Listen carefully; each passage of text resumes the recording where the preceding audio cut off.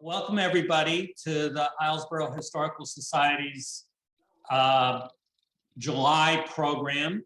This is also our annual meeting. So I am going to take up a couple moments of everyone's valuable time before we turn things over to Maggy Willcox and go through a little bit of business here. The first thing I want to announce is our thank you to Mert Durkee and Kristen Kelly, who both have stepped off the board effective in 2021. And also a big welcome to Dave Dyer and Marilyn Richardson, who have joined the board.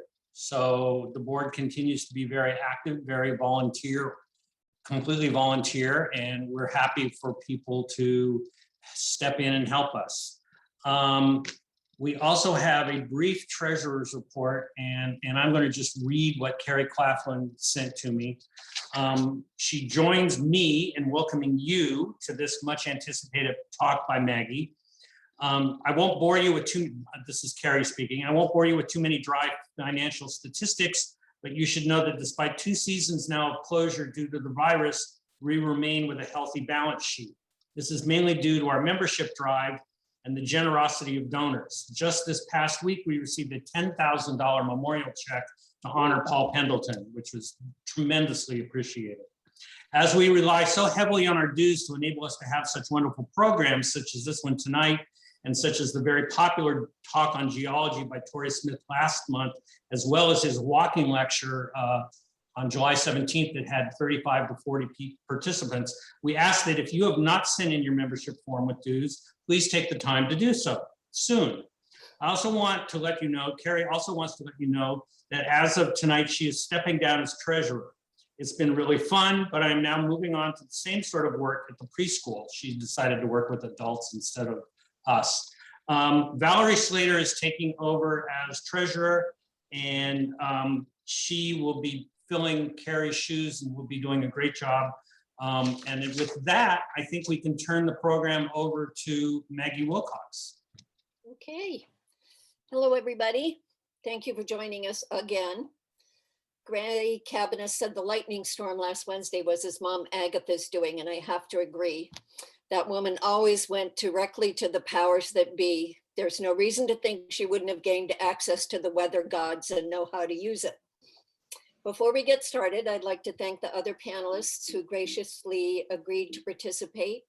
John Mitchell, Steve Miller, Gray Cabanis, Bonnie Hughes, Sandy Oliver, and Amber Tooley.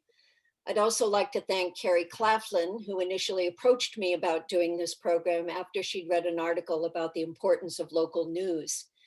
Being far better at the written word than the spoken, as you will see, I told her that I'd much prefer to do it if it was Zoomed and not on stage at the Historical Society. So I suppose I should also thank COVID for sparing me that torture. And to Michael Hutchison, the technical wizard who spliced this program together. Mike has a few words now regarding how this webinar format works. All right, so for those of you who are new to this, we are going to more or less see and hear Maggy and the other panelists as we go along here. Once the presentation has happened, we will actually open it up to a live Q&A whereby I will prompt folks to actually to speak and voice questions and interact with one another. But until that point happens, if you have questions or comments along the way, feel free to use the Q&A function within Zoom, which is sort of the lower right-hand corner of your screen, I think, or the chat function. And we will answer those questions as we sort of feel appropriate towards the end of the program. Yeah, I think that's it for me. Okay. Go ahead, Maggie. Thank you, Michael. I should also note before we begin, this talk was billed as being about Islesboro's newspapers and journalists, but as I waded into 80 years of history, I realized that an hour wasn't nearly long enough, so I apologize to the journalists who are getting a bit of short shrift. For example, Julie Reedy, who was Islesboro's correspondent to the Republican Journal for many years. Hopefully Islesboro's journalists and authors can be a topic for another time. There's certainly enough of them for an hour's worth of entertainment. So moving on, slide 1, Michael. According to the History of Islesboro, Volume 2, the first local newsletter was created in November 1941 by the pastor of the Second Baptist Church, Reverend Loris Whitman. Called The Visitor, it was a bi-monthly publication written primarily to give news of home to enlisted men from Islesboro and the armed services of World War II. It was also sent to island residents at no cost and anyone else who requested it. The Visitor featured church news, school news, Boys and Girl Scouts, vital statistics, and an ongoing update of the mailing addresses of servicemen so that people from home could write them letters. Island-based wartime efforts were covered, like the observation post, USO dances, civilian trainings and first aid, home nursing and nutrition, and the Red Cross activities, such as the 2 surgical dressing rooms, where island residents produced 4,478 bandages and only stopped because they ran out of gauze. A column called This and That offered quotes and pithy observations, such as this tongue twister. During wartime shortages, a lot of people get along without what they were already getting along without anyway. And talk is cheap because the supply always exceeds the demand. Slide 2. The newsletter often had nicely drawn, hand-drawn graphics, such as this notice for the Ladies Sewing Circle annual fair. By the way, the annual fair is not happening again this year, but watch for pop-up sales on Wednesdays. Slide 3. A one-time extravagance, this lovely lithograph was featured in the 1943 Christmas issue. It's still remarkably vibrant on the original hard copy, which you can see at the archives, in the archives of the Historical Society. Sometime after August 1944, Reverend Whitman designed for a more lucrative position in Helena, Montana, as noted in an undated, unattributed newsletter. A second, also undated newsletter relays the death of Richard McLeod, the only year-round resident of Islesboro killed in the war. He died on November 16th, 1944 in Zweifel, Germany, according to a University of Maine publication I came across. If there were further issues after this, they're not in the local archives. Slide 4.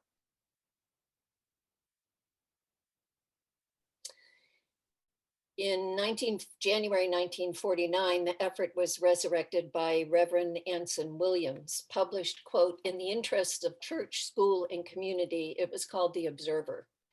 Its publishers were the Islesboro High School commercial class, who ran off copies on the mimeograph machine at school. The front page usually featured a column by the pastor called The Wayside Pulpit, an inspirational, often topical written sermon. Church news, school news, social events, and comings and goings of year-round and seasonal residents were reported. Slide 5.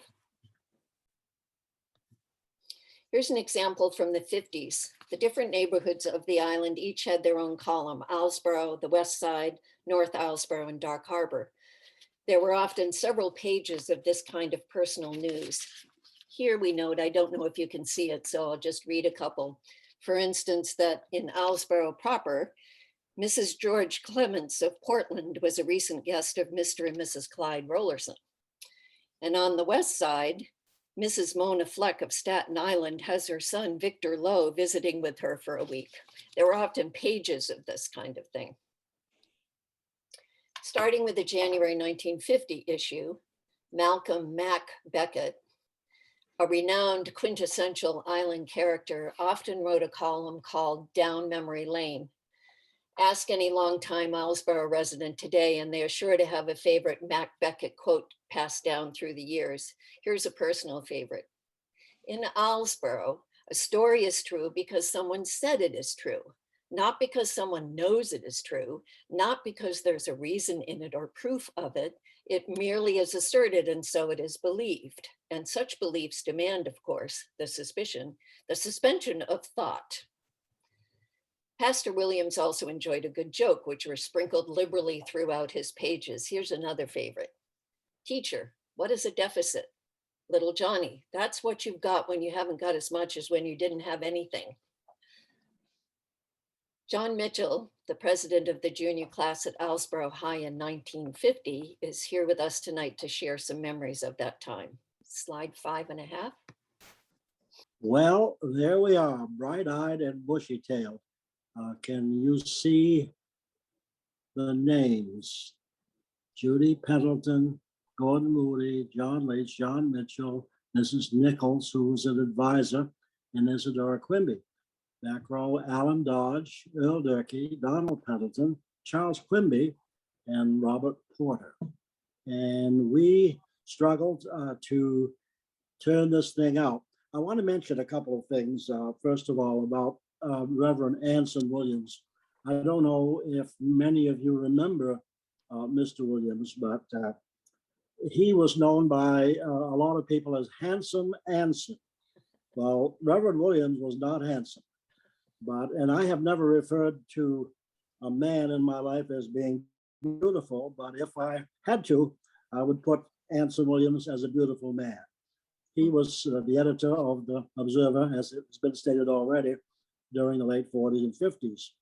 And if one were to describe what a rural or even island minister would look like, Reverend Williams certainly filled the bill. He, with his slightly rumpled suit, hat, checkered shirt, and string tie. And those who remember him would recall a very simple spoken man, always respectful of others, who worked hard to serve his flock and the entire community that he loved. He always looked you straight in the eye when talking to you, and was frequently out in the community observing what people were doing, lobstering, working and looking in the woods where people were working. He had a great friend, Ralph Gray, had an older brother, Wales, who we all knew as Bigger because he was bigger than anybody else. He was totally blind, and Mr. Williams had a great affinity for him, but he had an affinity for everyone on the island, as far as I can understand. So he would come to the school with this request for us to come out and go through the paper, and he'd carry his copy with him, and it was very badly typed with crossouts and smudges, practically not readable at all. And the difficulty we had deciphering what he had to say, and he had to say some very good things, but we couldn't always figure out what they were. After that first time, we asked if he would handwrite his copy, making it a little easier to read, which was always very meaningful. So then we got to work with the old mimeograph machine. You can see it in the back there, and the slimy green substance that we needed to type on with the old manual Royal and Underwood typewriters. And it was impossible to complete the project without covering your hands and face, and sometimes your clothes, with that black ink, which was practically impossible to get off your clothes. Still, it felt very good to play a part in helping this good man provide one of many great island services. Thank you, John. You know, In January 1952, Reverend Williams announced that he was called to serve in the churches of Bar Mills, Maine. At that point, Richard Sprague took over editorship until Reverend Frederick Barton arrived in November. Under Reverend Barton, the content of the newsletter remained much the same, except his written sermons were considerably longer. He also scaled back to a monthly publication. He was mailing 500 copies, 250 to out-of-towners. Reverend Barton left some time after his last issue in April 57. There's a gap in the local archives, but mention is made in the January 58 issue of Mrs. Robert Pendleton turning over the editorial duties to a Mrs. H.F.S. Bates. I'm not sure what happened to the Mr., but in subsequent issues, the editor refers to herself as simply Mrs. Terry Bates.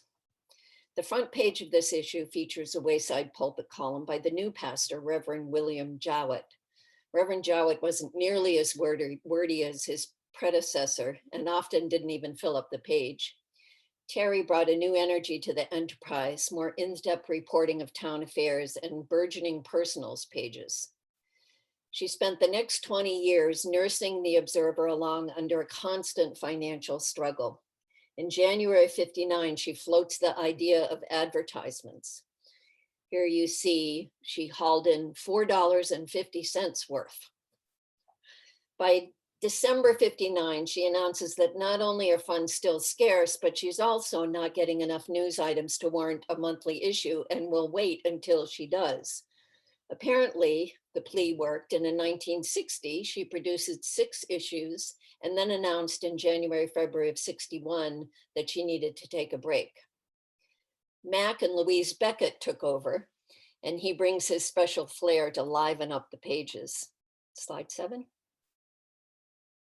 Check out these fairy rates. And here's another example of Mac's humor. Turtlehead Road at the time wasn't passable. It wasn't even jackassable. The Becketts, along with Reverend Jowett and the high school commercial class, kept the presses rolling. In 1962, they sent out 600 copies, about as many as we do now.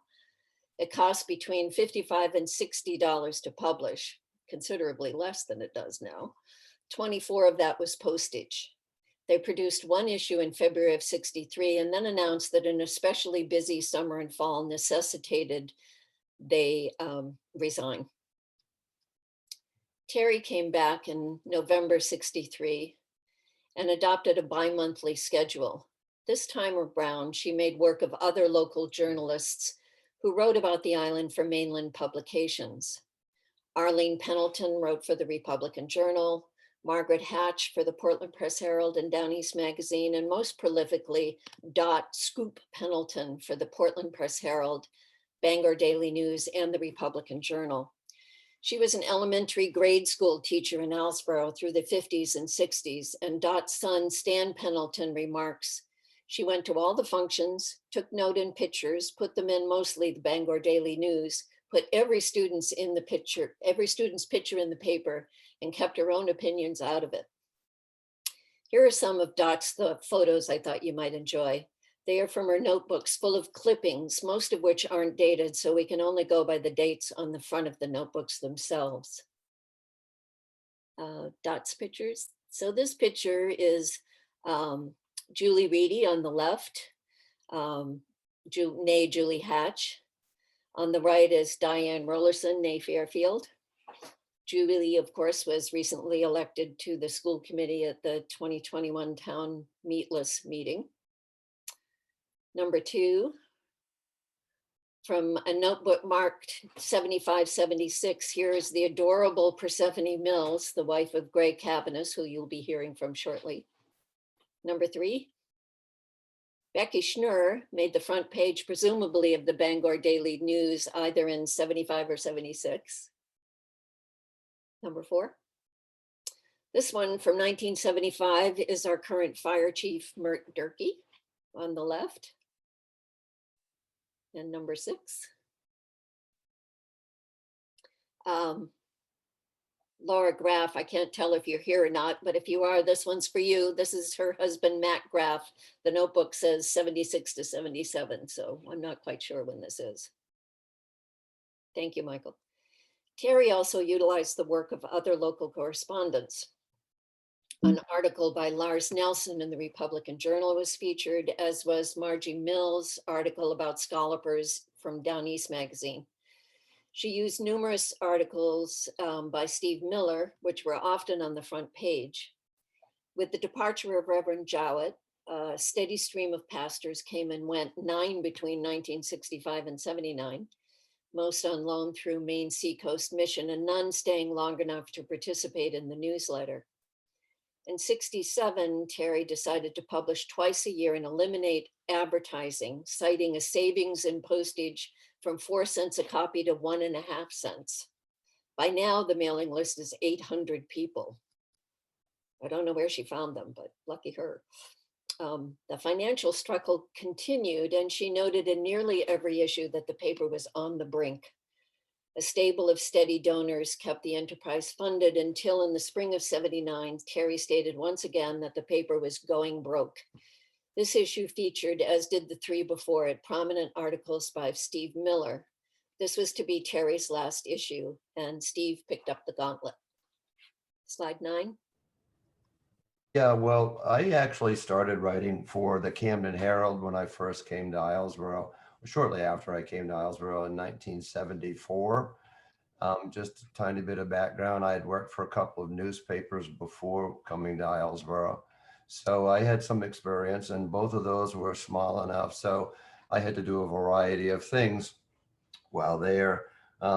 Used what we call twin lens reflex cameras that had 2.5 inch by 2.5 inch or 2.25 by 2.25 negatives. I was sort of baptized by fire at the first newspaper and had to take care of all the photography in the darkroom. But it was fun, and I learned how to do it, and we survived that. And I worked then for the Courier Gazette for about a year before coming to Islesboro. But while there, I got to know Jane Day, who was editor of the Camden Herald.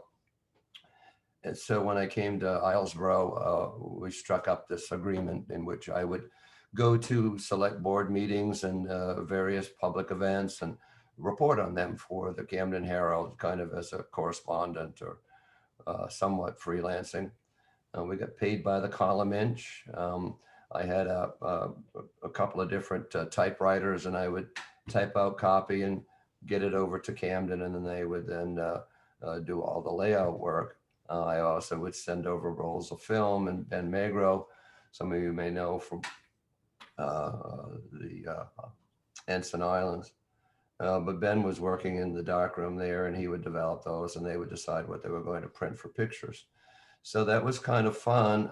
And I also got to know a lot of people on Islesboro by doing that and going to those events. And so it was good for me. I appreciated it. Let's see here. I guess I continued to do that even as Terry was working with the Observer and using some of that material that I was publishing in the Herald and in the Observer. But then she kind of, asked for help in late '79. And so I agreed to take over in a form of a kind.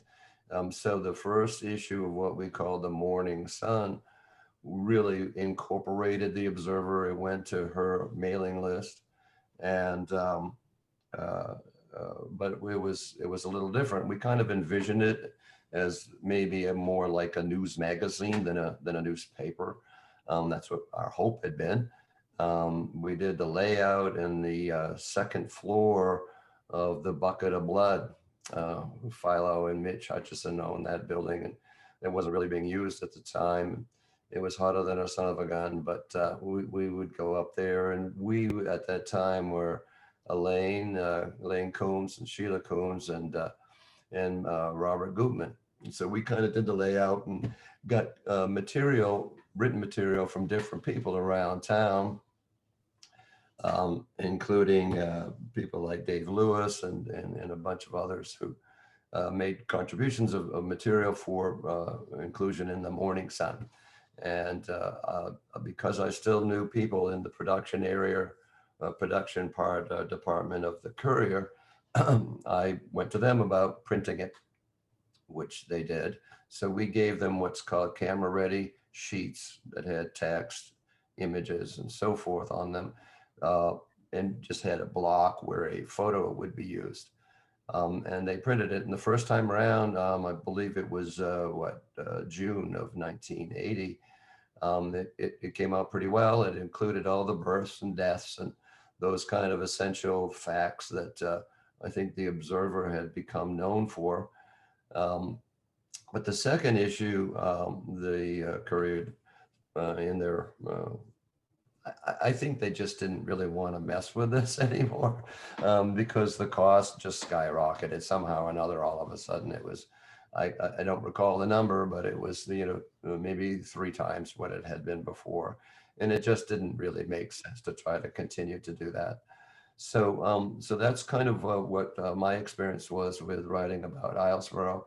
I continued at the sending stuff to the Camden Herald for a while. they decided to publish what was called a column that they called From the Island. And that was a fun thing to do because I was pretty much free to write whatever I wanted. But when we started having children, it just became a little bit too much to try to continue to do that. So my relationship with the Camden Herald pretty much stopped right around 1980, 1981.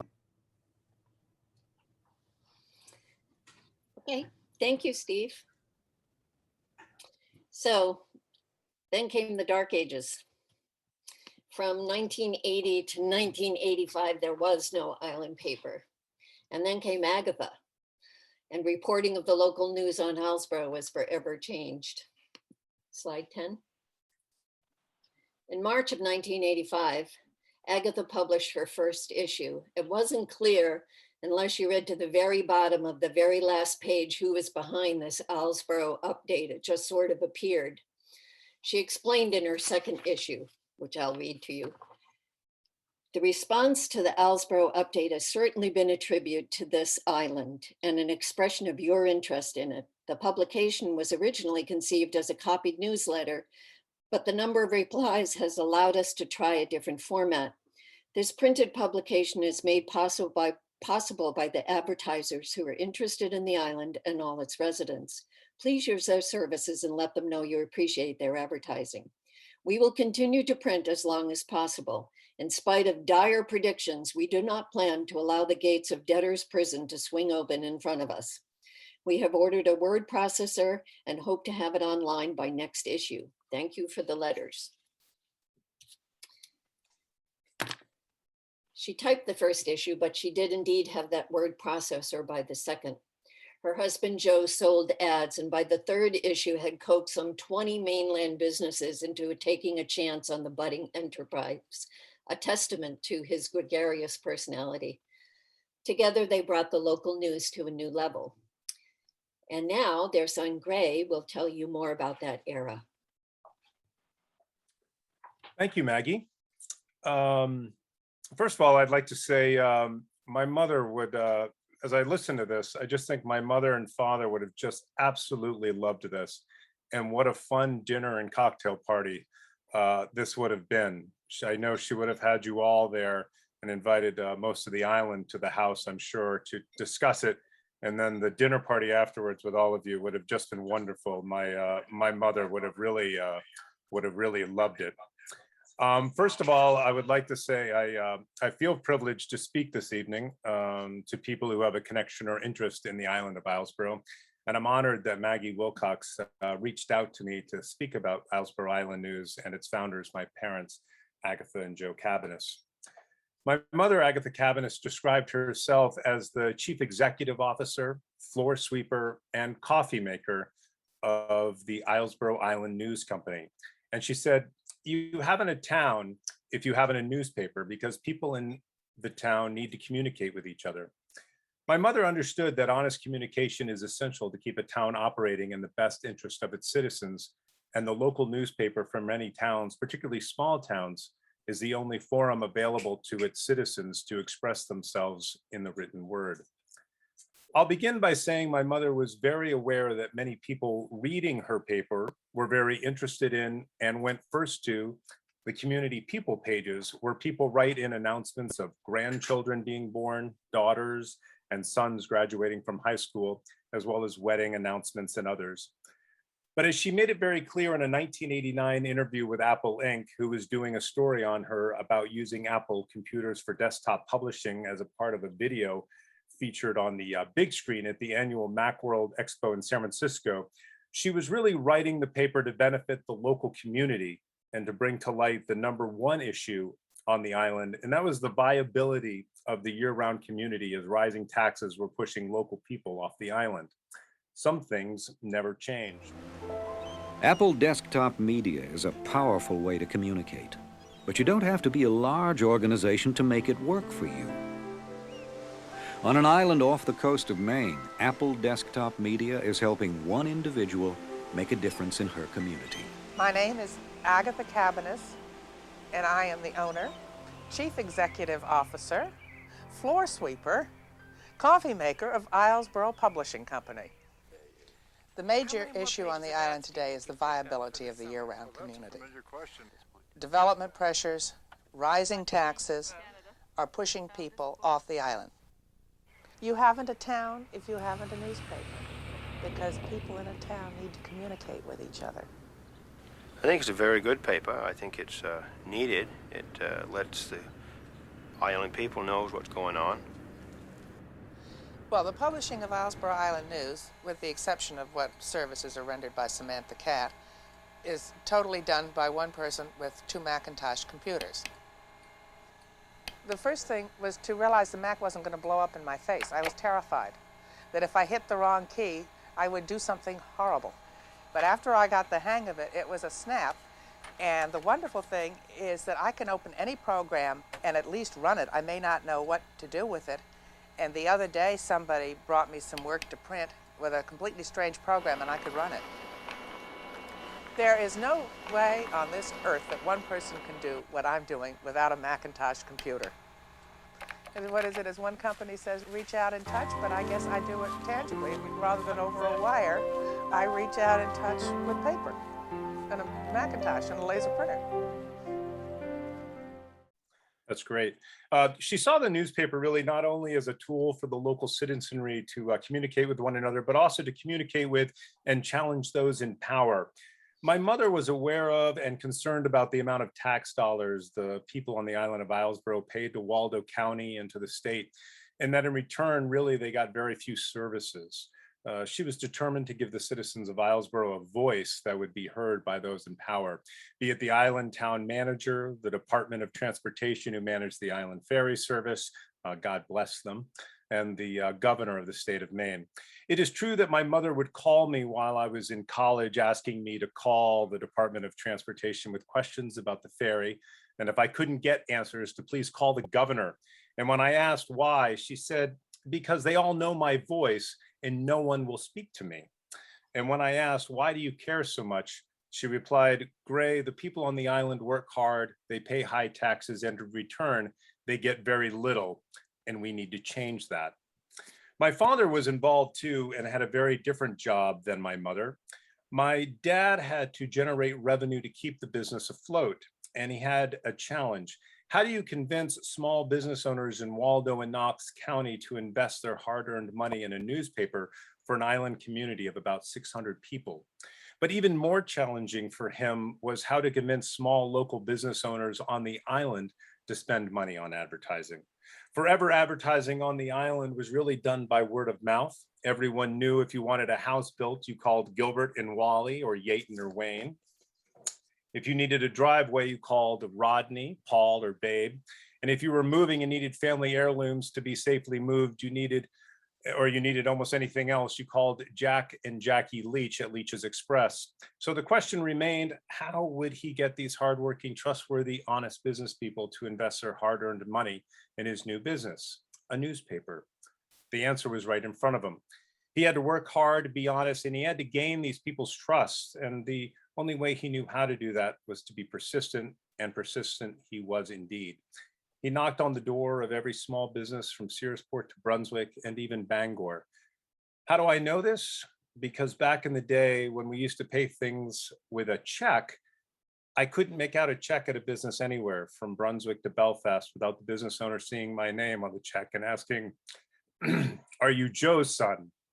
"Yes," I would reply. And not once did anyone ever ask for my license as an ID with my check, because they knew that Dad would be coming there soon.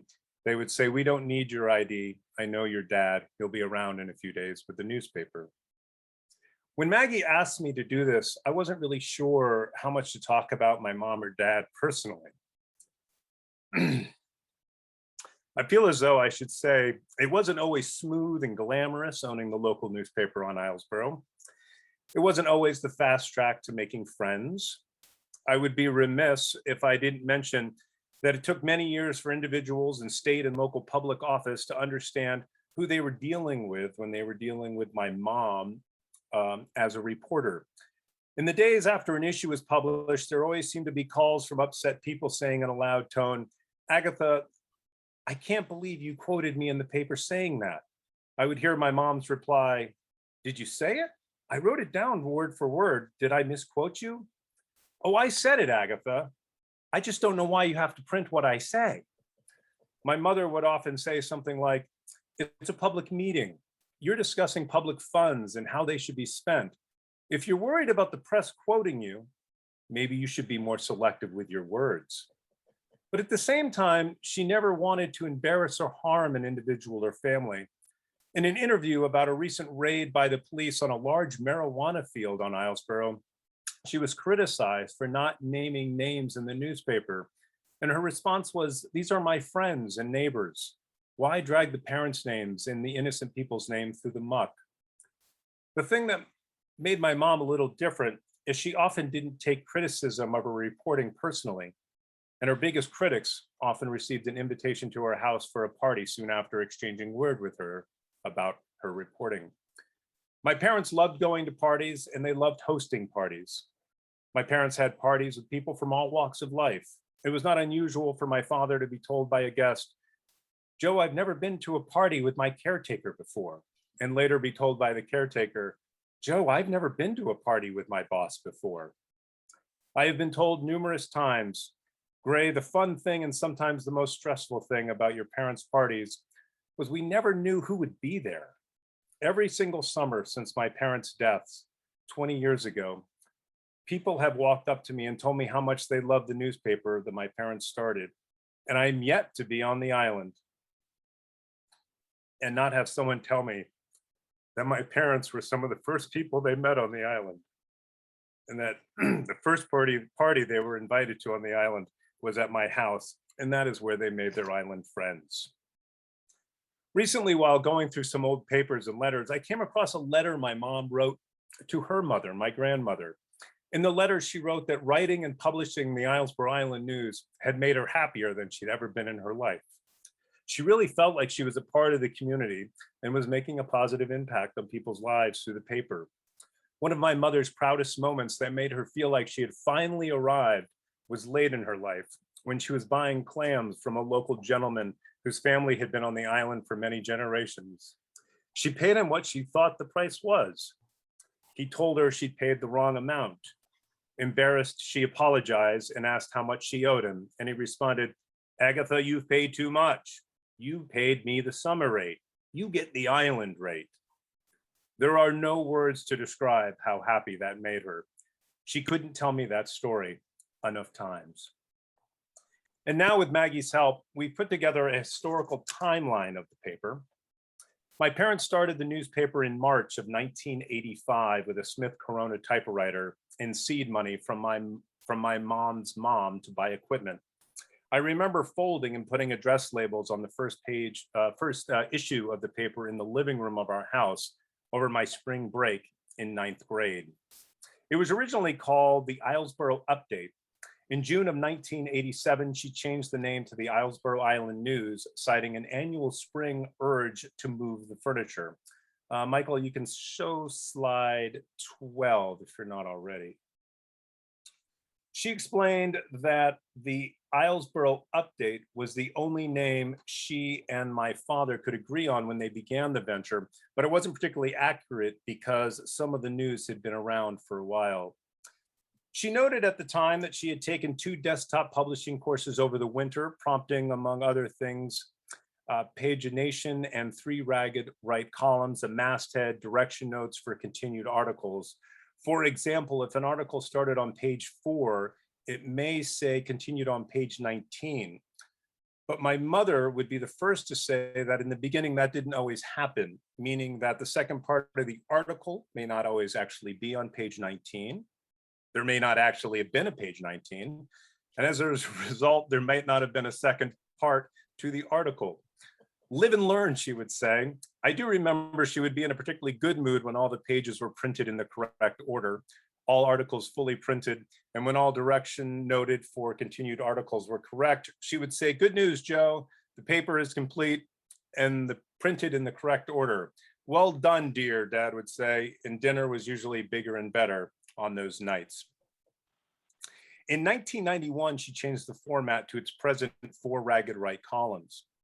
Some of you may remember that back in February of 1986, she started the newspaper Linking the Dots. It was a newspaper for all the islands with state of Maine run ferry service. It was bi-monthly.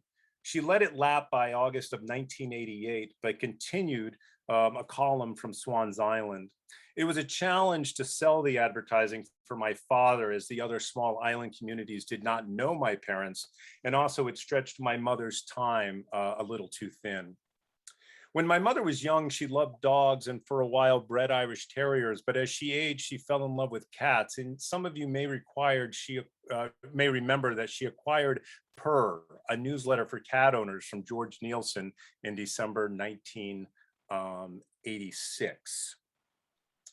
In November of 1990, Brenda Craig started working for her as production manager and assistant editor. Her first issue was the January-February 1991 issue. Michael, you can show slide 14 if you're not already. And at that point, Brenda was the managing editor of the Free Press and copy editor of the Camden Herald.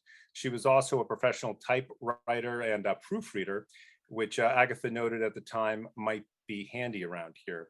They adopted an 11-month schedule combining the January and February issues. And in December of 1990 issue, my mother reported her cancer and treatments and announced that my father and my mother would be in North Carolina for the winter. And in 1998, in July, August, she announced Brenda as the new editor and that it would go to a bi-monthly schedule. And in 1999, Roberta Heine started assisting my father with sales. And in October 1999, my mother passed the torch to Brenda and wrote this letter to the readers of Islesboro Island News. About a year ago, Brenda Craig assumed the duties of editor of Islesboro Island News, as well as production and advertising layout. She added, "I've been extremely pleased and delighted by the many favorable comments about her work. Readers have noted the greatly improved layout and design, the excellent photos, as well as the improved quality of the writing, and said she is determined to make it the best publication, works diligently, and has acquired state-of-the-art equipment, including the best desktop printer." She added, "According to the Island Rumor Mill, I sold the paper to Brenda, but that is not true. Islesboro Island News has had so much community support that it is not a commodity owned by an individual, but rather a component of the community. It has never been for sale and was passed to Brenda with all its assets. She is the steward for the community. The community made the paper possible, and the paper will continue for the community." She said that she would like to express her heartfelt thanks to all the readers who stuck by Islesboro Island News during its formative years. The success of the paper is also credited to Joe Cabanis, who realized that ads were necessary for the survival of the publication, and he'd come out of retirement and sold them. And she also thanked her mother for the initial funds to buy things. And she said that they and you, the readers, have made this publication possible and placed it on a firm foundation to go into the next millennium under the more capable hands of Brenda Craig. Her newspaper background, hard work, and dedication to maintain an island publication will ensure its increasing success.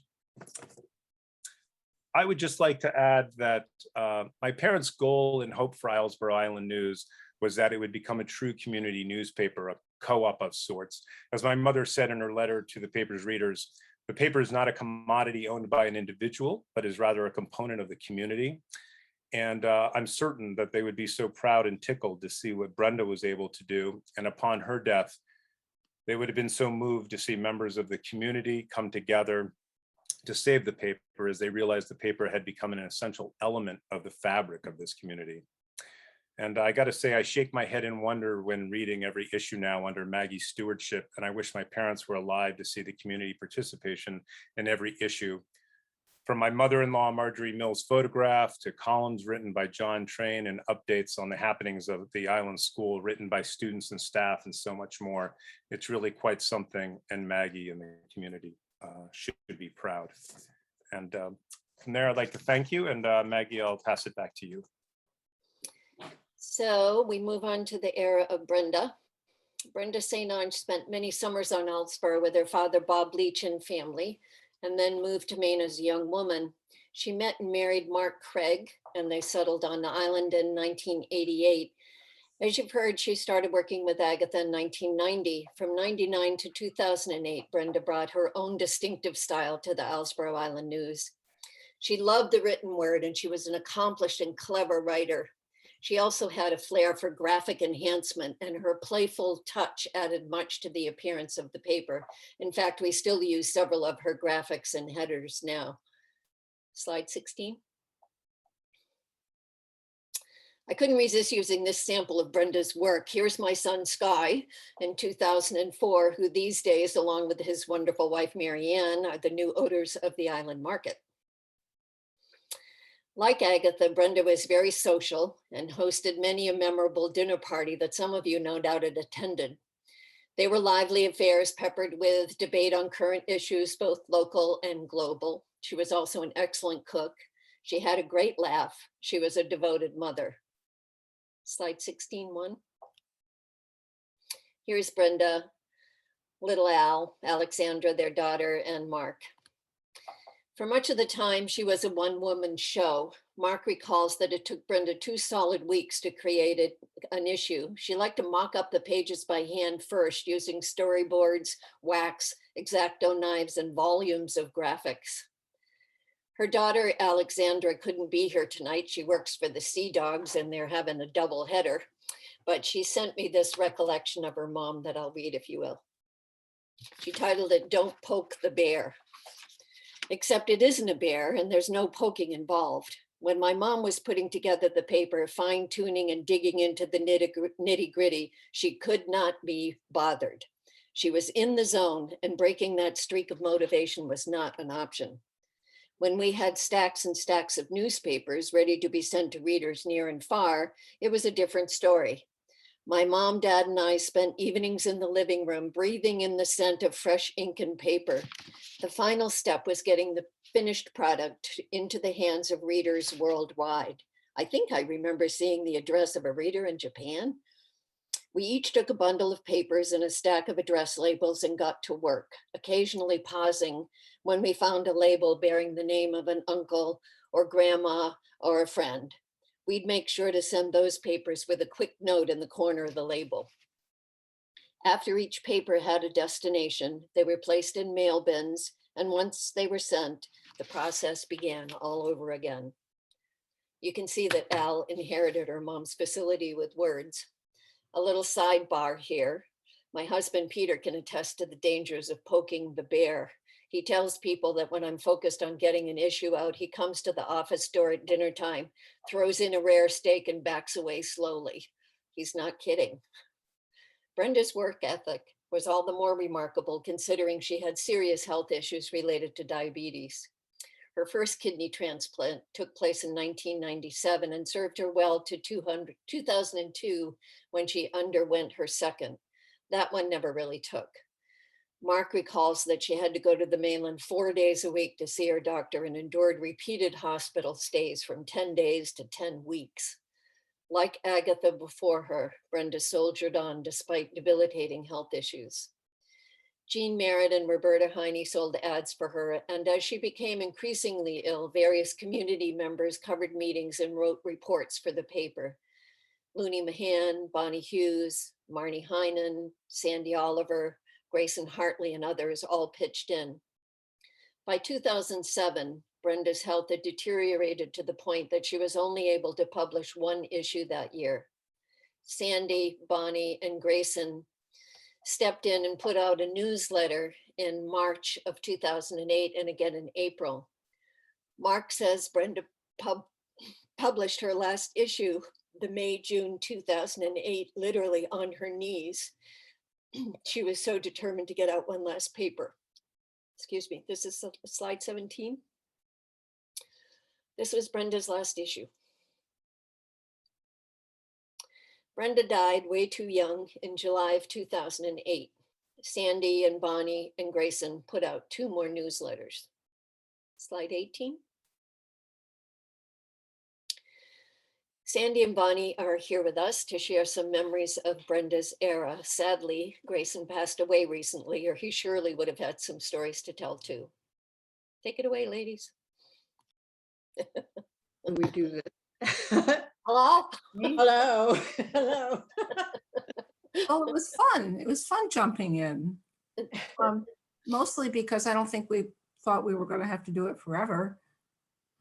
We sort of divvied up meetings and went to different things and wrote about them and stuck them. I mean, we didn't have to write much because it was all pretty little. Yeah, and it was only a few pages, as I remember, 3 or 4 pages.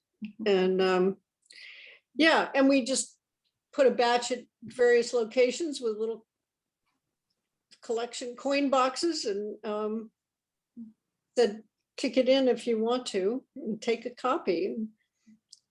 And then we had to find somebody to take it over, right? Yep. So Yeah. it was a subterfuge, you know, we had Maggie up to my house for tea. And I think Grayson was there.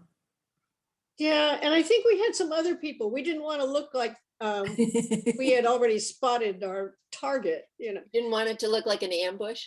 Yeah, really, or that we'd pre-decided this thing. But I think we had some other people, but I haven't been able to remember who they were.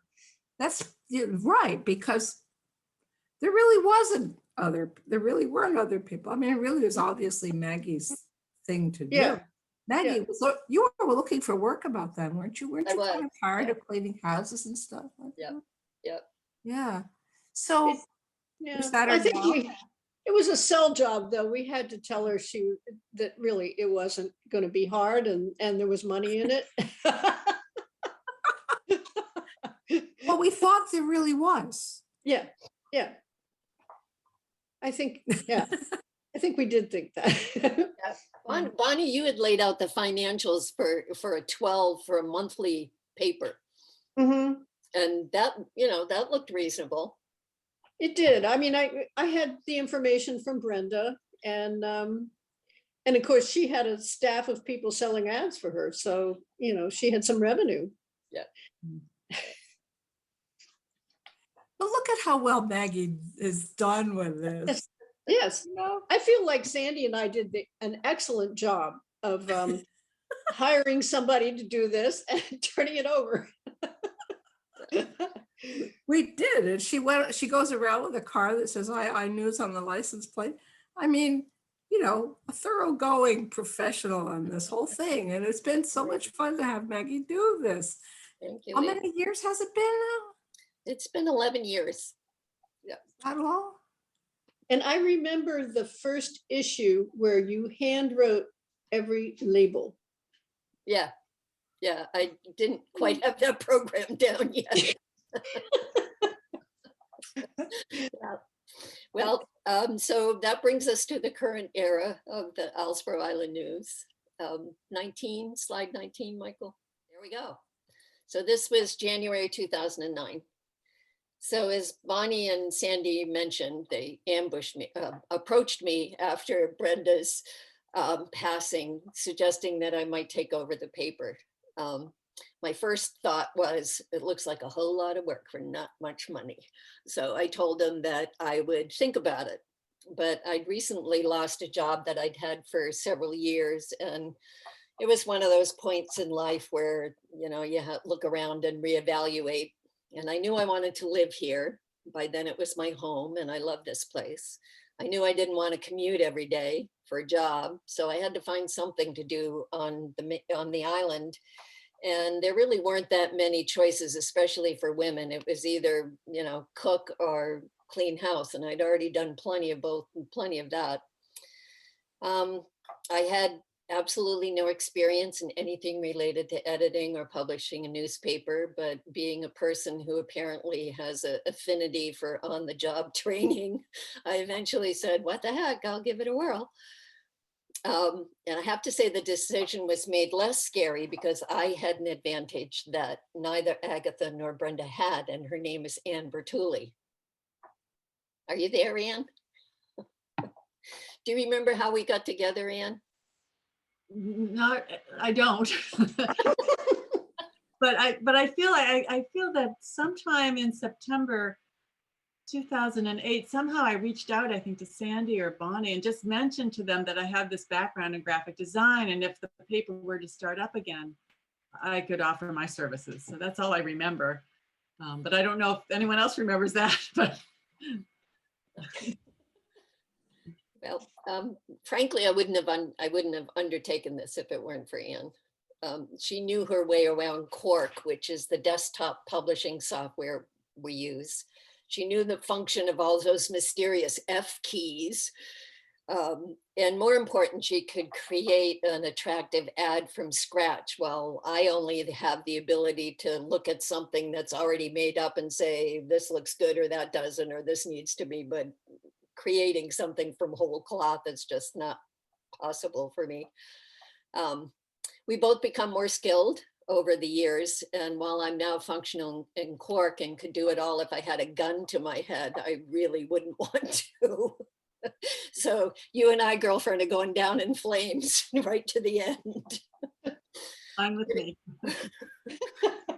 Putting out the first few issues was a challenge. Anne and I sometimes haul out that first paper just to remind ourselves of how far we've come. I remember Brenda's well-used computer would seize up regularly. You know, we'd go to save something and we wouldn't wait till the little thing stopped spinning and the computer would go, ugh, and it was really torture depending on where we were in the process.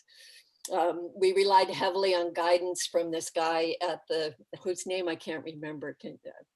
Probably you can't either, Ann, from the Courier Gazette, who had also worked with Brenda. That was where the print shop was in those times. I inherited Roberta, who kept the paper in business with her ad sales. Another aspect I was completely clueless about.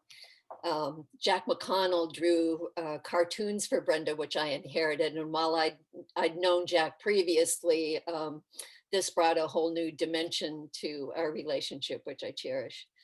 I also inherited John Train, a longtime supporter of the paper who very much wanted to continue, for it to continue and succeed. And not only did he donate money, but he called me regularly in those early, well, for a year or so anyway, just to check in and see how I was doing. And you just can't imagine how much those calls meant to me at the time. And several other generous souls sent donations out of the blue and with no expectation for repayment. We weren't even a nonprofit, so they didn't get credit on their taxes. They just did it because they wanted the paper to stay alive. They would eventually become the first lifetime subscribers, which was the only way I could think of to begin to pay them back for their generosity. Sandy and Bonnie were always available. I remember sending something to Sandy early on for her feedback, and she gently suggested that there was a difference between news and editorial comment. Oh yeah, right. And Bonnie, I still send Bonnie pieces that I'm having too much fun with, which is usually a clue to myself that I've overstepped some way. And she often responds that, well, perhaps this phrase or perhaps this sentence is not really necessary, which is very helpful. Bonnie also kept covering the school committee meetings as well. And when she retired, I realized what a gift that was. People renewed their subscriptions. Folks would offer suggestions and support when I saw them around town. It all seemed like it was going to work out after all. I initially took on the paper because I needed the job and also because it was a vehicle to kind of give back to this community that's been so wonderful to my family, my son, me, my husband. But it wasn't until I was researching something during that 5-year period between Steve and Agatha that I realized the responsibility that I'd undertaken. And I could look at the town reports of the time and see what money was being spent on what, but the narrative was gone. And It was then that I understood that I'd become the latest in a line of custodians of the Islesboro's day-to-day history. And that epiphany really changed my approach. And I was determined to solicit as many voices of community members as possible. You know, admittedly, there was a survival instinct at play there because unlike my predecessors, I don't host a lot of parties and am kind of shy and a homebody. So it would be impossible for me to attend and report all the notable events and meetings that make up Islesboro's living history. But I've been abundantly blessed with the willingness of so many folks who regularly contribute, keeping us all up to date on the efforts and events of their organizations. Peggy Pike spared me years of planning board meetings with her excellent minutes. Town manager Janet Anderson and the ladies at the town office respond graciously every issue to an onslaught of questions and confirmation requests. Mike Boardman sold ads like crazy after Roberta moved away until it drove him crazy. Sam Hill, on his own volition, started sending me obituaries from everywhere of people connected to Islesboro, and he just sent me another one a few days ago. Fire Chief Mert Durkee always calls me when there's a hose test or something else exciting going on. The regular columnists show up for every issue despite the pittance that I can afford to pay them. My student reporters have been terrific. You know, they've all been proficient writers and fun to work with and rarely missed a deadline. I've tortured every postmaster since Lucille Tiggs with the hideous, horrendous UPS form 3541, all 6 pages of it. And still they're professional and pleasant with me. And readers, you know, still send in their glad tidings, you know, engagements, marriages, and births, not necessarily in that order. Graduations, awards, books published, trails hiked, seas sailed, and all manners of other accomplishments. So here we are 11 years later and feeling fortunate not to be one of the 2,100 newspapers in the US that have bit the dust since 2004 or have been bought up as part of an online network of partisan funded news sources. The Islesboro Island News is still going strong thanks to you all and readers like you. As Reverend Williams said, we hope to make this community paper an instrument of cooperation and information for all our people. And I hope I've honored that goal. By the way, the deadline for the next issue is Monday. Don't forget to send in your news. So I think we have time for a few questions. Well, we're a little over time, but yeah, if there are questions in the background, any of the presenters would be happy to answer them for you.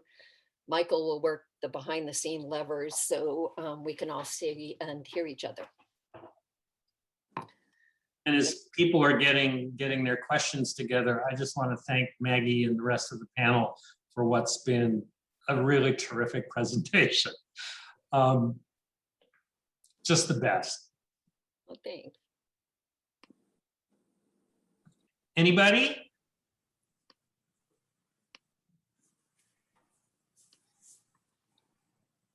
Wow, you covered it all. No letters to the editor. All right, it's going to take me a second to get All everybody's right. audio privileges settled here. Okay. I do believe Bob Slauson raised his hand during the program. Bob, you want to unmute yourself and ask your question? Am I unmuted? Yes. Okay. Question. What is the future of the Islesboro Island News? Damn. Well, more, bigger, better? That's the hope. I have been talking to a woman on island. I kind of outed her last year after our first conversation. I was so excited. Kizzy Nelson. She's a good writer. She is able to interact with different groups on island. She's written several things for the paper already. And more importantly, she has kind of an instinctive understanding of what the paper is and how it should be used and how it shouldn't be used. And so I'm hoping that that'll work out. Right now, Kizzy has a young son who still requires much of her time, and she really can't, there are big spaces of time that I have to myself between issues, not counting meetings and events and whatnot. But when you're doing the paper, that's all you do. And, 10 days to 14 days, you barely come up for air. So she's not able to do that kind of schedule, but that's the plan. And we're playing it by ear and hoping for the best. Deb Stewart has a question. You want to unmute yourself, Deb? What is Maggie quitting? No, I'm stuck here. No, I don't want the paper to die on my watch. So we're going to figure something out. So if it's not Kizzy, then, I've considered doing, we're halfway to a cooperative venture as it is. And North Haven put out a newsletter using, it's not a newspaper format. It's a 8.5 by 11 newsletter, but it's like 15 people who do it, and no one person's relying on it to support themselves. So that's a possibility. One way or another, it will continue, and hopefully the next version, the next era will also have an online component, which I have been reluctant to get into. Well, Maggie, given the paper's history, I think we might also want to hope that you don't die on the paper's watch. Unmuted. Thank you. I asked, I had served on the planning board with Paul Nichter and really appreciated, although we don't always see eye to eye in terms of politics, but I really appreciated that he's a man who considers things and researches things. And I asked him early on if he'd be interested in writing for the paper, and he said, no, I don't want to lose another friend. First it was Agatha after 10 years, and then it was Brenda. So here I am at 11, waiting for the shoe to drop. Mute again.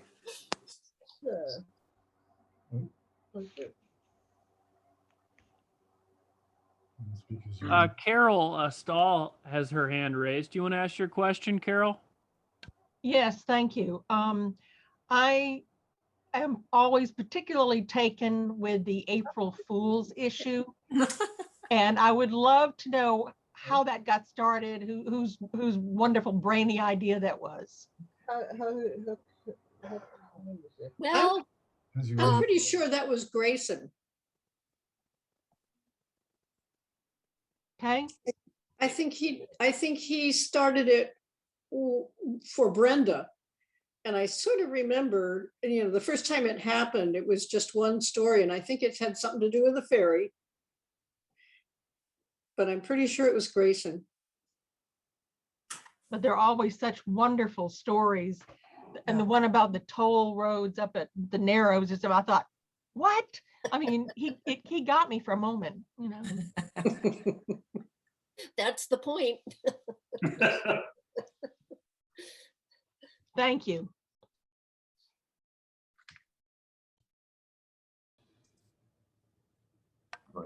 Any other folks have questions or comments for us? Harriet has a comment. Maggie, how many subscribers do we have now? And what is the proportion of revenue from advertisers versus the we people who subscribe? There are about 630 subscribers. And since Michael stopped selling ads, I've just been kind of doing it myself, which basically consists of being really nice to the people I already have in the corral. So I can't tell you the exact proportion, but the subscriptions outweigh the ads for sure. There's a nice message in the chat if the panelists want to take a look at that. It says, so interesting that since clergy stopped doing the paper, it's women who have understood the importance of island communication. Thank you for a fascinating presentation. That's from Diana Post. Yep, she's right. Yes, that's interesting. Well, if there's no other questions, perhaps we should wrap this up. It's 8:11. We've overshot our hour by a bit, but I wanted to thank you all for attending and have a pleasant evening. Thanks, everybody, for joining you, us. Maggie. Thanks to the panelists. And I would say we should give them all a standing ovation, but no one will know whether we do that or not. Thanks so much. We have a lot of other stuff going on at the Historical Society this week. We have an art show outside this weekend that we'll be running. And Tori Smith is running another geology walk on Saturday at Keller Point. So there's some interest. I know it's a busy weekend, summer's in full swing, but we'd love to have you join us for something at the Historical Society. And with that, I'll say goodnight to everybody and we'll see you soon. Thanks so much. Thank you. No.